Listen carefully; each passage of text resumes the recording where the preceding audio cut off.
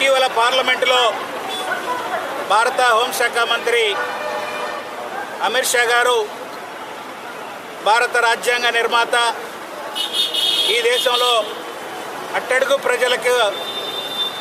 ప్రజల పక్షాన నిలబడి భారత రాజ్యాంగాన్ని నిర్మాణంలో ప్రధాన భూమికను పోషించిన అంబేద్కర్ గారిపై అనుచిత వ్యాఖ్యలు చేయడమే కాకుండా అవమానకరమైన పదజాలంతో ఆయన పార్లమెంట్లో వ్యాఖ్యానించాడు.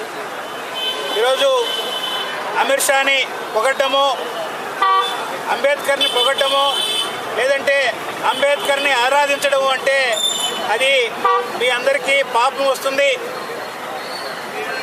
ఆయన్ని కాకుండా దైవాన్ని ధ్యానించండి, దైవ పూజ చేయండి, మీ అందరికీ మేలు జరుగుతుంది. 7 జన్మలు మీరు చేసుకున్న పాపాలు ప్రక్షాళన అయిపోతాయి, మీ అందరికీ మంచి జరుగుతుందని ప్రజలకు ఆయన పిలుపునిచ్చాడు.